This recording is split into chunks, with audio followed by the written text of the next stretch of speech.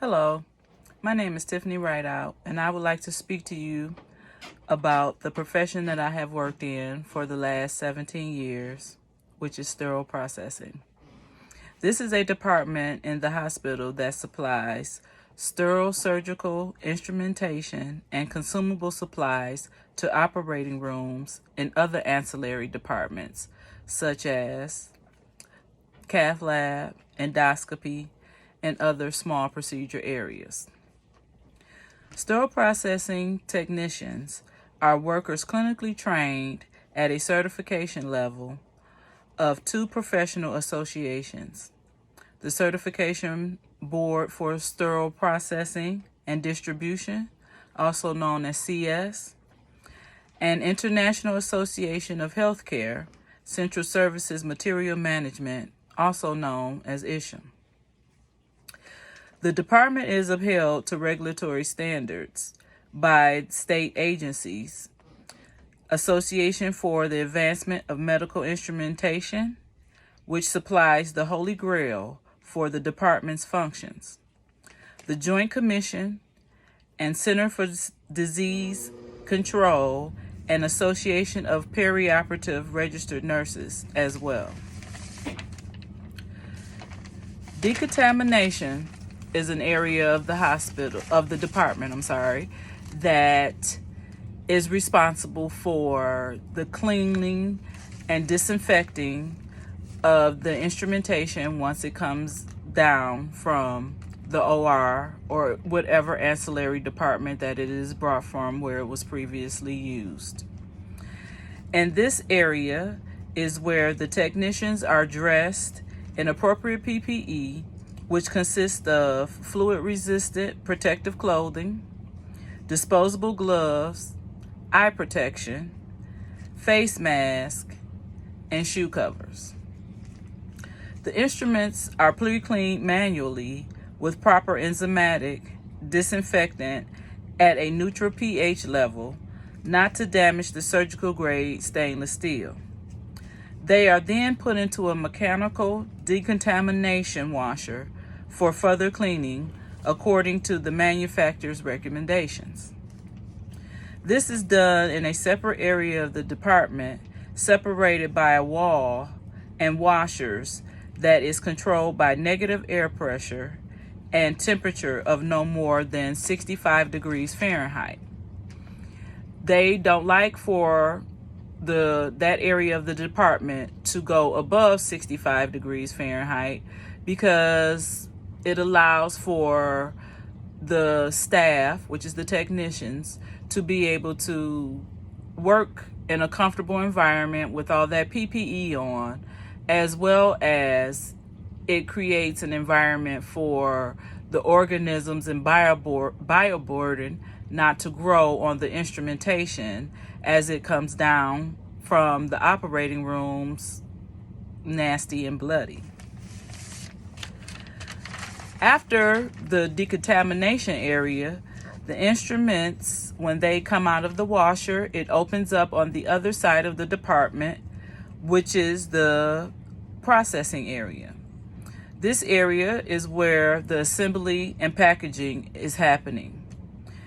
After being retrieved from the washer, the staff takes the instrument sets and they process them according to tray content of the recipe and service line of what the tray is needed for, such as for GYN, ortho, neuro, and any other service line that comes about.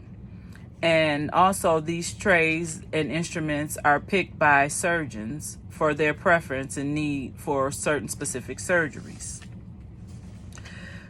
Basic instrumentation of surgical stainless steel instruments include hemostatic forceps, needle holders, retractors, scissors, suction devices, and implantables.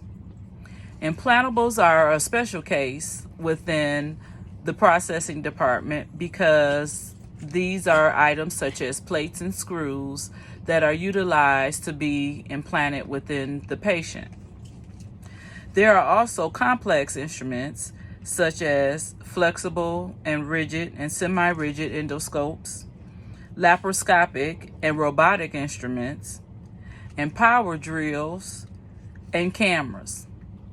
The cameras are usually used with the endoscopes, and this gives the doctor a place at where they can visually see inside the body cavity by utilizing the scope without having to totally open the patient up. These instruments are usually cleaned manually and are not allowed in the disinfectant washers. After technicians process the instrument trays according to their recipe list, they are labeled and wrapped in what is called ChemGuard for proper sterilization. Sterilization: the instruments are put into a sterilizer chamber to kill off microorganisms and prions to be used for surgical use. The different type of sterilization processes are steam, which the chamber is brought up to a maximum of 270 degrees at an exposure time of 4 to 10 minutes, depending on the manufacturer's recommendations, the device, the lumens within the instruments, and the density of the tray contents. Low temperature sterilization consists of hydrogen peroxide and ethylene oxide. Due to ETO being so harmful to the environment, the regulatories have recommended facilities not use this system and convert to hydrogen peroxide. The sterilizers are monitored by using a control and a biological pack to incubate after being inserted into a sterilization cycle to ensure the microorganisms and prions have been killed. In the past, as a surgical reprocessing technician, we used to only use a biological on a sterilization load that included an implantable device, such as screws and plates, because those items would be implanted into the patient body cavity for 14 days or more. But now, in present day, we are utilizing biological packs with every load to ensure that proper sterility is happening amongst the surgical instruments that are going to be used to keep out infections and to keep harm from the patient. The instruments are put into a 30 to 60 minute quarantine until biological has passed or failed. If the biological has passed, it's good to go and ready for the patient's use. If the biological has failed, then the whole load or either the item being sterilized has to be taken out of process, and also the sterilizer of where the biological came from will have to be assessed to ensure that the biological was not a defective one, or if the sterilizer itself is not defective. This process, when the sets are in quarantine, it allows for the wrapped instruments to cool down to an appropriate temp for distribution and storage. Case carts. This is an area of the department where the sets are stored until ready for distribution to the OR or its ancillary area. The instrument sets are put on a cart separated by patient use for surgery. This is also where consumable sterile items are also added to the cart. The consumable items are usually purchased pre-sterilized by their distributor, or sometimes there are items that are in a consumable capacity that can be re-sterilized, reprocessed, and re-sterilized. But that's usually under special circumstances. After a cart is built, it is sent to the OR to await for its surgical use. The cart is built according to the need of the surgery for that the patient will be having, and also the need of items for the surgeon's use during that surgery. Extra sets that sit on the shelves for later distribution are to be held in an area where there is positive air pressure and may have a temperature as high as 75 degrees Fahrenheit with less than 70% relative humidity. Moisture is important to keep from this area. It compromises the set's sterility, in which, if the set is stored properly, could last as long as it's not damaged. Any holes, tears, rips, wet sets are considered to be damaged items and they are not sterile. The sterile processing department has been compared to washing and storage of dishes. It has come a long way in its capacity and respect within the hospital of the need for this department and the importance of the work that is done there by the technicians. This is a far comparison because of all of the details and standards that has to be upheld. Managers and leaders of these departments are responsible for record keeping of instrumentation of information for use of devices, sterilization records, distribution of instrumentation, and quality assurance. Working in the department can be stressful, laborious, but also fulfilling.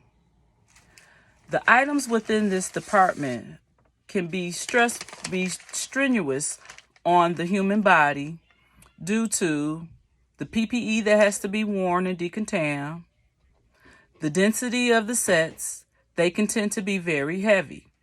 Some of our regulatories have tried to make standardized trays to be no more than 25 pounds.